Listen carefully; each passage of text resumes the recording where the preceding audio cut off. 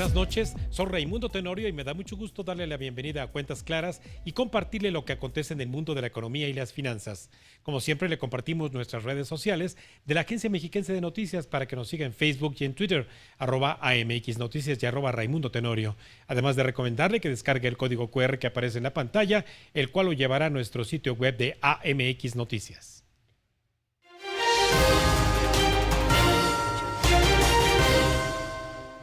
En lo que va de este año 2022, hemos enfrentado y resucitado a un enemigo de los mexicanos, la inflación. Cuando creíamos haber visto la luz al final del túnel después del confinamiento del 2020 y una tenue recuperación en el 2021, ahora el enemigo público número uno, la inflación, se manifiesta como no lo había hecho en los últimos 20 años y amenaza con permanecer indeterminado tiempo, lo que está orillando a muchos países a hacer ajustes monetarios que ahora amenazan con llevar a sus economías y frenar bruscamente y desencadenar efectos recesivos. Y para evaluar y revisar estructural y técnicamente las raíces de este fenómeno, es que esta noche tenemos una super mesa de análisis en Cuentas Claras con el doctor José Luis de la Cruz Gallegos, director del Instituto para el Desarrollo Industrial y Crecimiento, y al maestro Pedro Tello Villagrán, analista y consultor empresarial. Muy buenas noches, José Luis, y muy buenas noches, Pedro. Buenas noches, Raimundo. Gracias por la invitación. Buenas noches, Pedro. Buenas noches a todos y gracias también por esta oportunidad, Raimundo. Al contrario, gracias. El distinguido es toda nuestra audiencia con este par de supercracks en pantalla y del análisis económico. Y empezaría, mi estimado José Luis, por preguntarte, ¿vivíamos preocupados por la inflación de los llamados bienes volátiles, que si las verduras, que si los cárnicos, que si los energéticos, pero ahora se asomó otra gran preocupación, que es a lo que se le llama la inflación subyacente? Si nos quieres compartir qué es y por qué se mide esta inflación. Bueno, básicamente la inflación subyacente es el componente estructural, el menos volátil del sistema de precios. ¿Esto qué implica? Es aquel en donde su tendencia refleja un poco más el comportamiento de mediano y de largo plazo de la inflación, el que no está sujeto a, por ejemplo, problemas en las cosechas en el campo, el que no está sujeto a decisiones de política económica, por ejemplo, en la parte de determinación de precios de energéticos, combustibles. Entonces, en ese sentido, la subyacente pues es el componente estructural, el componente inercial del sistema de precios y en esencia nos está indicando estructuralmente hacia dónde se dirige la inflación en ese mediano y largo plazo. Mi querido Pedro, otro fenómeno que reside justamente en lo que menciona José Luis, es cierto, las cosechas, las sequías, pero alguien que no aparece ahí es la delincuencia. ¿Y qué tanto ha estado contribuyendo esto a que los precios en las centrales de abasto y en los centros al menudeo se vean afectados por este fenómeno ahí que está? Desde luego, el cobro de derecho de piso, que se ha convertido en un hábito cada vez más generalizado en ciudades importantes de nuestro territorio, se ha convertido en un costo oculto que tienen que pagar las empresas y algunas de ellas, si no es que la mayor parte, están iniciando el proceso de traslado de estos costos ocultos que no tienen nada que ver con el proceso de producción mismo a los precios finales que usted y yo terminamos por pagar cuando adquirimos finalmente bienes de consumo generalizado, desde el kilo de tortilla, evidentemente hasta la compra de productos electrodomésticos. Hablamos, Raimundo, de un componente que tiene que ver o tiene su raíz en la inseguridad, en la ausencia de un Estado de Derecho en todo el territorio nacional y diría yo en los resultados poco estimulantes que se han alcanzado no solamente en esta administración, sino desde años atrás en materia de combate al crimen organizado en México, que prácticamente ha tomado el control de ciertos espacios del territorio nacional, generando un costo relevante en materia económica y de bienestar, de tranquilidad social a una parte de la sociedad mexicana cada vez más creciente.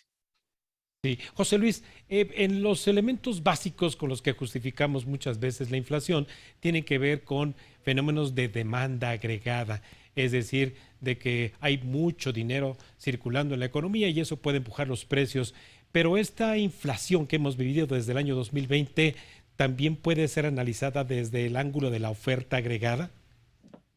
Bueno, yo creo que en esta ocasión el componente de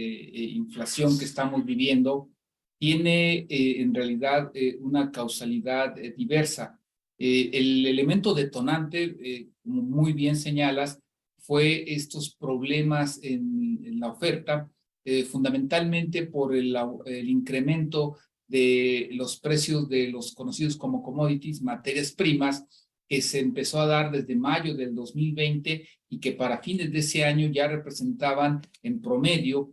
una variación al alza de 60%, 60-80%, y que para finales del 2021 ya se encontraban en más de 150% por arriba de ese punto de mayo de 2020. Entonces, estos incrementos en materias primas, en donde estamos hablando de minerales, en donde estamos hablando de metales, energéticos y de alimentos, algunos de los básicos para el ser humano, pues acabaron provocando esa primera oleada de presión en precios para la producción. Asociado con ello se vino el problema de desabasto en las cadenas globales de valor, en esencia por el hecho de que el confinamiento en China, si recordamos allá en 2020, pues al final del día cerró el paso para la manufactura mundial. China produce el 25% de la manufactura a nivel global y ese fue un segundo golpe.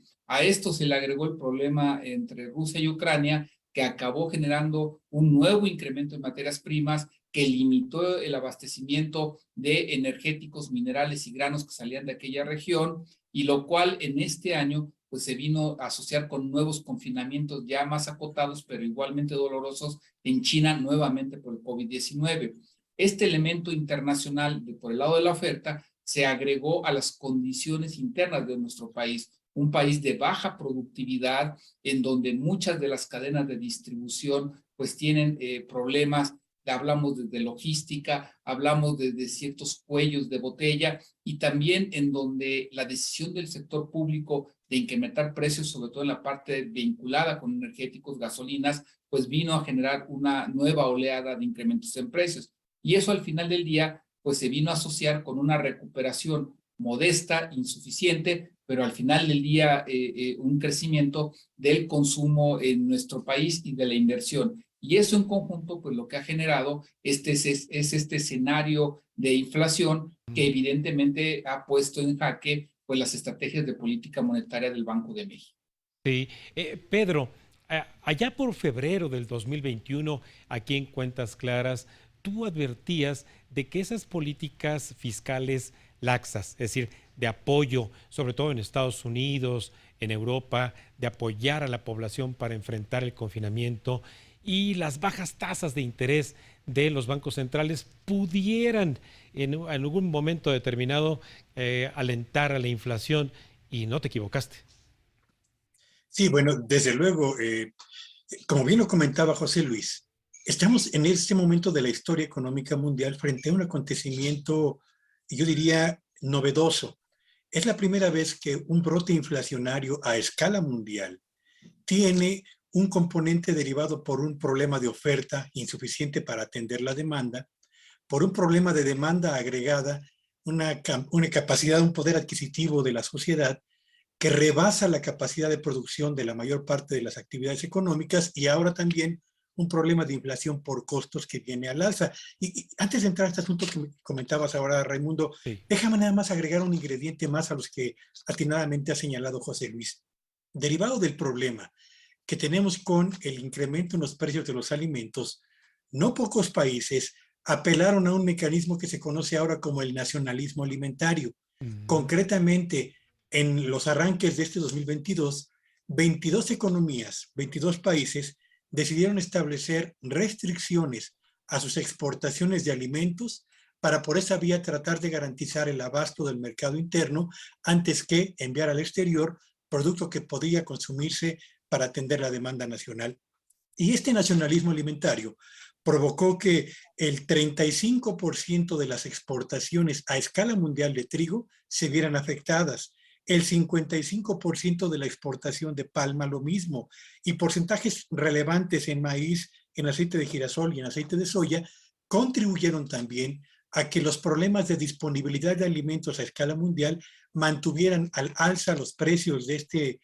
grupo de productos tan relevantes para el bienestar colectivo y mantuvieran esta fuente de presión inflacionaria latente a escala mundial. Y por cuanto a lo que señalabas, Raimundo, en efecto, cuando la Unión Europea, Estados Unidos y diferentes países decidieron otorgar apoyos por la vía de cheques a empresas, a familias y a gobiernos locales para hacer frente a los problemas y las necesidades de liquidez, lo que estuvieron otorgando fue poder de compra a familias, a empresas y a gobiernos locales. Cuando comenzó a levantarse, digamos, el confinamiento, particularmente de familias, esto provocó que la demanda que había sido contenida durante el proceso mismo de confinamiento saliera al mercado a la búsqueda de productos que tenían la intención de ser adquiridos para llevarlos al hogar. Como permaneció todavía contenida la producción, nos encontramos frente a un momento en el que la demanda de productos desbordó la capacidad de producción y esto generó una presión inflacionaria relevante que ha obligado a los gobiernos ahora a avanzar rápidamente por el retiro de la liquidez que inyectaron para mantener a flote a la economía y al mismo tiempo el aumento en las tasas de interés para tratar de contener por esa vía el financiamiento y por esa vía también tratar de contener el incremento en la demanda de bienes y servicios hasta en tanto se reequilibre esto con la capacidad productiva de la oferta a escala mundial, Raimundo. Sí, y esta, bueno, no será la primera vez que se enfrente justamente a este fenómeno inflacionario hoy a escala mundial. Hay en el pasado muchas experiencias con respecto a cómo se ha enfrentado la inflación. Vamos a revisarlas, si me permiten, amigos míos, en nuestro siguiente bloque. Mientras tanto, vamos a un breve corte y regresamos aquí con más cuentas claras.